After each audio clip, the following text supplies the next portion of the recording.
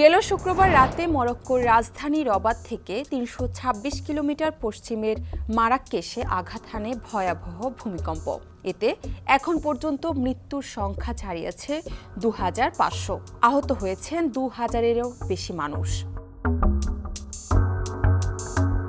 শক্তিশালী এই ভূমিকম্পে মারাকেশ সহ মরক্কোর বিস্তীর্ণ জনপদ একরকম ধ্বংসস্তূপে পরিণত হয়েছে।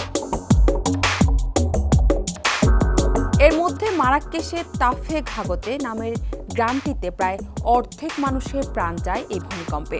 গ্রামের বাসিন্দা ছিল ২০০ জন। জানা যায় গত সোমবার পর্যন্ত ৯০ জনের মৃত্যু হয়েছে। এখনো অনেক নিখোঁজ আছে ধ্বংসস্তূপে। অনেক পরিবারে কান্না করার মতো কেউ বেঁচে নেই। একটি ছবিতে দেখা যায় বেশ কয়েকজনের লাশ কাপড়ে মুড়িয়ে মাটিতে রাখা হয়েছে। গ্রামটির এক বাসিন্দা জানান সেখানকার মানুষরা মৃত, নয়তো হাসপাতালে। দুর্গম এলাকা হওয়ায় পৌঁছাতে পারছেন না উদ্ধারকারীরা।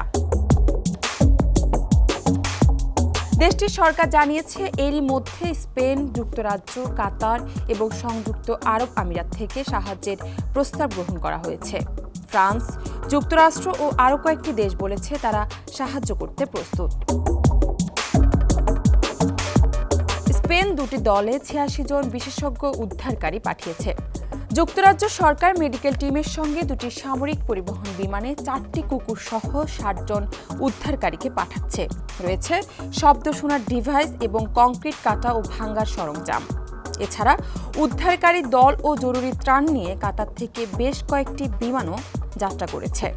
তবে শুধু তাফে ঘাগতের গ্রামে নয়, মারাক্কেশেই যেন পরিণত হয়েছে এক ধ্বংসস্তূপে।